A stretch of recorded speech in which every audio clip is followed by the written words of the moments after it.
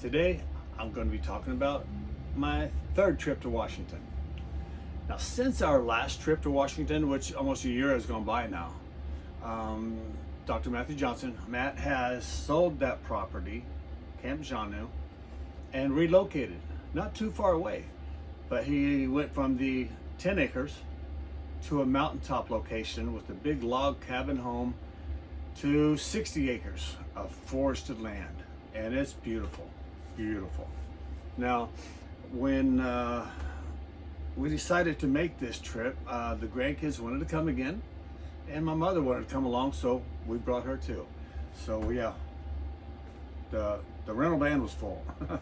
But anyway, when we got there, of course, we were just amazed at the property. It's almost a half mile up the mountain just to get to the house. Now, we were met by Matt and Cynthia, and we saw a couple familiar faces and some new faces. And seeing new faces is always awesome, just to meet new people in the Bigfoot community, it's just super cool. And we were also met by our friend we met last time, Marcos. Marcos is really getting into this and beginning to experience a lot more. And I actually began to experience a lot more when I first started getting into the paranormal side of this. I don't know if I should say experienced more, but I should say I began to recognize what I hadn't recognized in the past when I was in the forest. Because a lot of those sounds that I heard in the forest, I just put off to forest sounds, didn't give it much thought. But now being able to recognize them, it's a totally different world out there for me. But after we got through exploring the land and, kind of mingling and talking with everybody, we were deciding where we were going to sleep at, like we had last time. Now, we were expecting some weather, and the family, they decided to sleep under the covering of the barn there. They didn't want to get wet. But I wanted to be a little bit more adventurous than that. And Matt suggested I set up my cot in this particular area. I said, okay, what's so great about this? He said, well, Dave, that's where the portal opens. Oh, great. Yeah, I'm not ready to be whisked away to some other world yet. But nice try, Matt.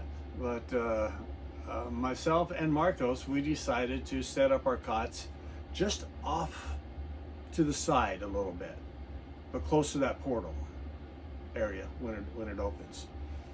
Portal, you say? Yeah, there's portals and they open. I got a picture of one that I'll put up.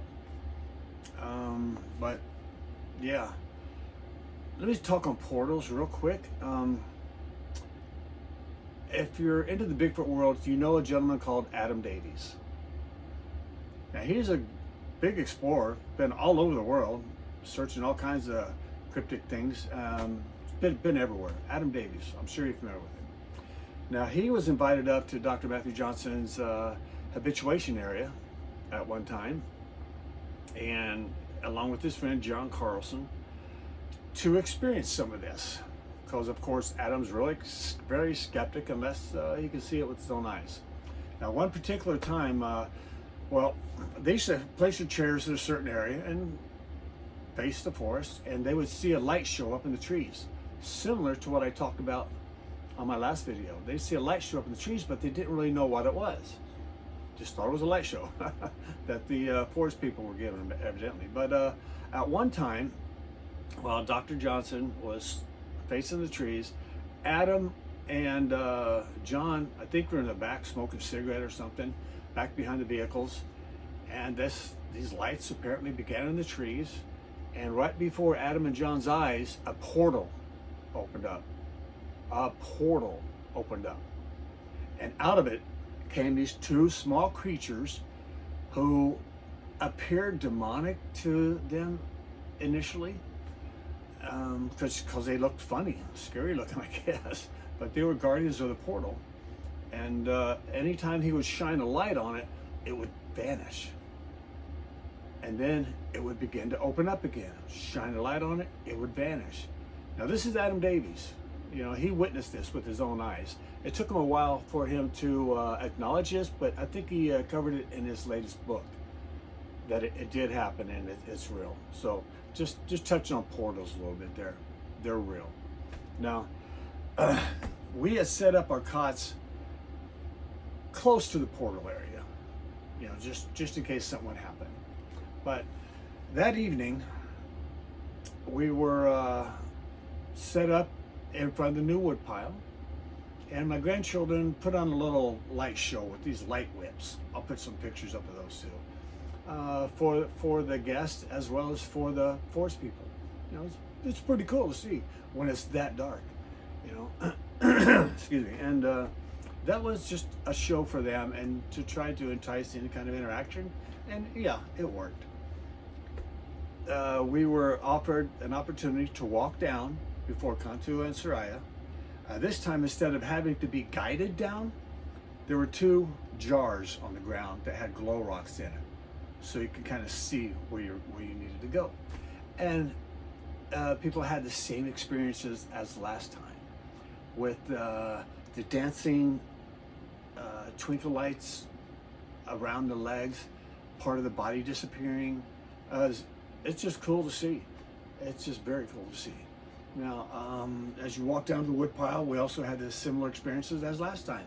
You know, hearing things and seeing things in the darkness. Now, we could hold our hands out like we did last time and see the dancing lights across our fingers.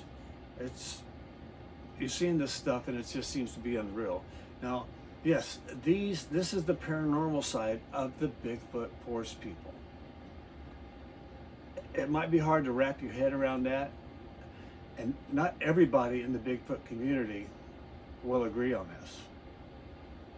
But the Bigfoot forest people have these abilities, and they only show themselves in that big hairy form, well, when they want to be seen, or when they're caught off guard, I guess. But having these experiences at Camp Xanue too, it was just an addition to the other experiences we had. And my mother and the grandkids, they just had a blast there, had a blast. Now, during, I think it was our second night, the first night I think we got rained out.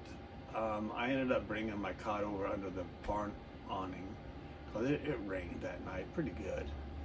And yeah, but second night, night 2, Marcos and I were sleeping in our cots, and Marcos would reach over and grab my cot. He did it twice that night. He said, "Dave, look, up by the barn, up by the barn." And by the time I woke myself into reality, I look up, it was already gone. But he was seeing a 10 to 12 foot dark shadow going in front of the barn and fading out as it went. But he saw that twice. He saw that twice. And that's just a cool experience when you have that. And he's been having a lot of those cool experiences. Now, as far as this trip goes, those were kind of the main highlights. But I do have some photos I'm going to show of trees that I took of tree trunks in the darkness. Now, what you're going to see here is colors, energy coming out of the tree. Now, whether that's the Bigfoot forest person in there, or it's the tree's energy, I'm not sure, but it's incredible. I'd never seen that before. Never seen that before. But I just took pictures in the darkness behind the wood pile. Not seeing anything with my eyes at the time, just taking pictures of the darkness. But when I saw these, I was like, wow. You'll see what I mean. But I didn't see this with my eyes. I saw it after I took the picture. And that's why a lot of these experiences I've had is like a lot of the orbs I've seen. I didn't see them with my eyes, but on the video, I can watch them. And I'll get to those too down the line. But I just wanted to share that with you real quick. That was my third trip to Washington. And I'll be sharing more videos of when, well, Dr. J and Cynthia came to Phoenix a couple times, and Marcos paid us a visit as well.